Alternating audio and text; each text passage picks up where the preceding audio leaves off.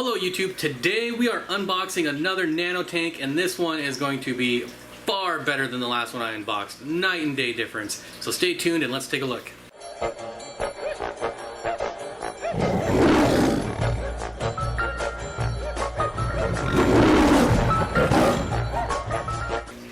Alright, so here's what we're looking at. The 3.7 gallon Imagitarium, and I can tell just by the weight, this thing's pretty heavy, so I'm really excited to test this thing out. Unlike that flimsy top fin garbage. Here we have everything that comes with it. It comes with the glass lid, lights, filters, pumps, pretty much everything you need except for a heater. So let's get this bad boy open. Alright, here we are. Hopefully the audio is good. I'm kind of far away from my camera so we can see everything. And yep, definitely glass. Here we have a box. See what's in this guy here. I'm guessing filter. No. This is the light. I guess that makes sense. Put that over there. What else can we get out? Here is the top. Get the top out of here. Nice glass top. Put that over there. We'll set that right there so I can knock it off and break it later. Let's see. Well, I don't trust that at all. Let's do it this way. There we go. Get that out of the way. Alright, here's probably the pump.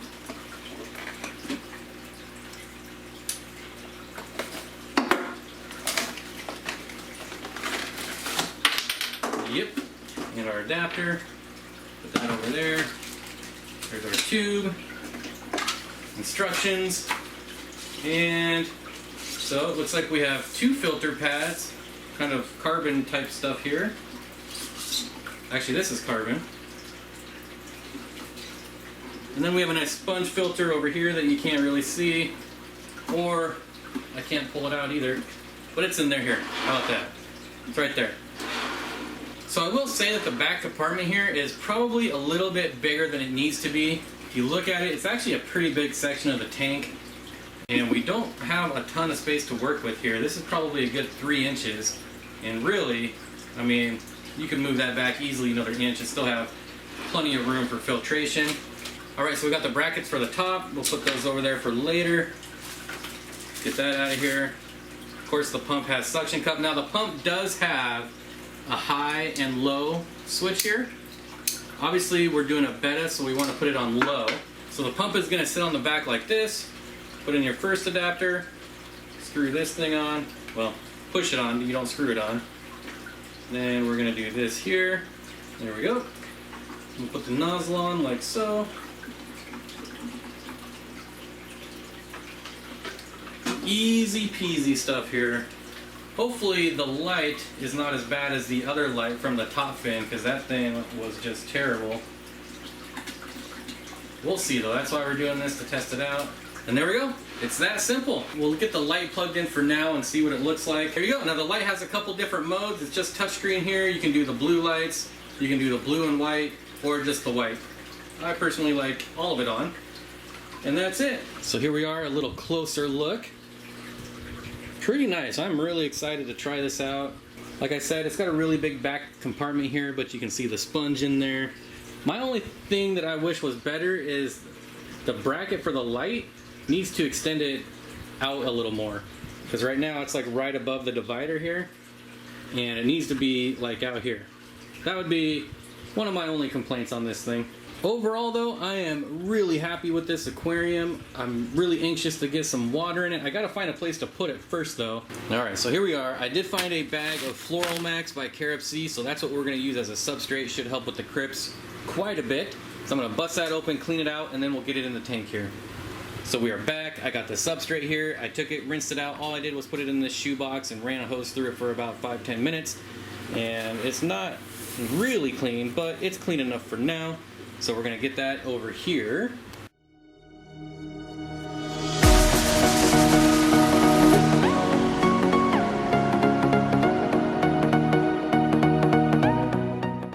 There we are. We got the substrate in there. Now we got to get the plants out of the goldfish tank, so let's go check them out.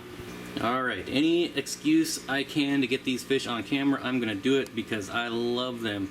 They're so funny and goofy. But anyways, back to the plants. The Crypspiralis is what we're going to be putting in the background. Probably 4 pots worth, maybe some Anubias Nanopetit. I'm not sure. I still have that piece of wood that has moss and Anubias growing on it, so I'll probably just use that instead of using those.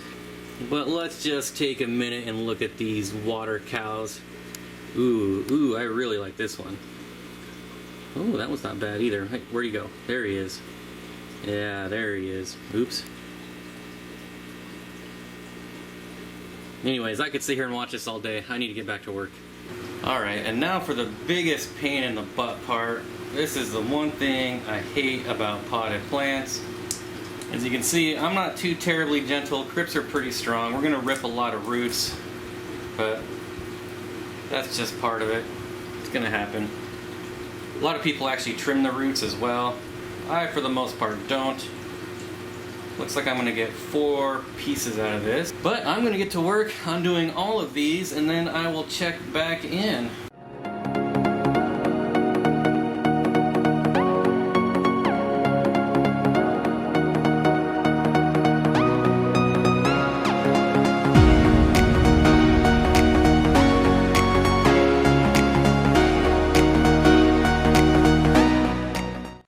So we are done. There was one that is just way too long to go in here. It's gonna curl over, which eventually all of these will, but for right now, I'm gonna try to find just the shorter ones to put in here. This one, I'm not gonna separate this. I'm gonna leave this as one big clump. And what I do is, a lot of people trim the roots. I don't. I've tried it in the past and I haven't really noticed much of a difference. But I just kind of ball it up in there, and we're gonna stick it right here. Maybe.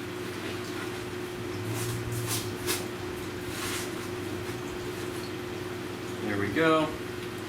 It's important not to bury the crown of crypts. They generally will die back if you do that. Well, completely die, I should say.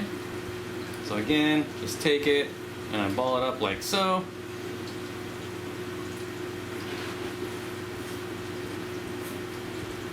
Goes right there. And just rinse and repeat for the rest.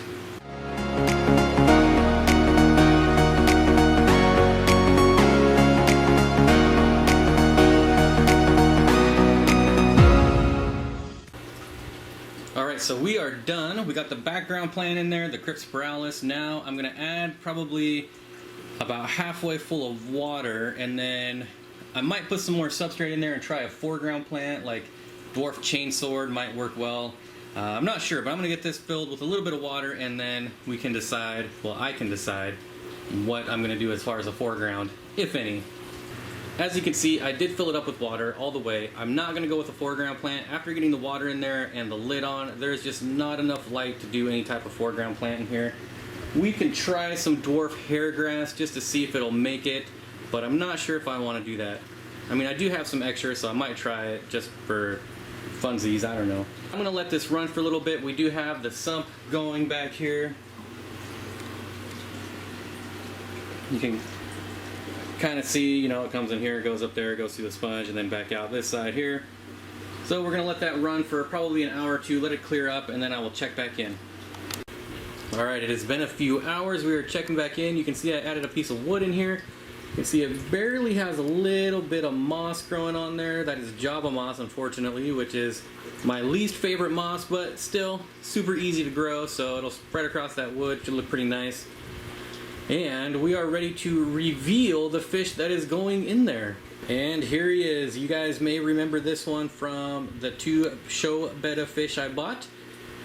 You can see he has colored up really nicely. And we are going to put him in. He has already been acclimated to this tank. Here we go. Zoom out here. And there he goes. Alright, here he is exploring his new home. I'm sure he'll have fun swimming back and forth and getting used to this for a while. You can see he's really got some red going on him now, way more than when I first got him. But I think this is going to be a pretty neat little tank. Like I said in my previous video, when I unboxed and set up that failed, absolutely terrible top fin tank, this is going to my nephew. Be dropping this off here in the next couple days. I think he's going to enjoy it. It looks super awesome. I'm really happy with how just simple this is and how well it turned out. And I'm really excited to give it to him. Alright folks, there you go. I hope you enjoyed the unboxing of this Imagitarium 3.5 gallon nano tank. I am super duper in love with this tank. When I bought it, it was $36.99 at Petco and Amazon. Amazon had free delivery if you don't have a Petco behind you. I don't know if it's still on sale for that price, but I'll put a link down in the description, so check it out if you like it. I think it was a great buy for $36. Definitely way better than that $25. Well, even the top fin regular price was $30, and that thing was junk. So if you're looking for a nano all-in-one tank, this thing is awesome. Check it out. I hope you enjoyed the video. Go ahead and like and subscribe, and I will see everyone next time.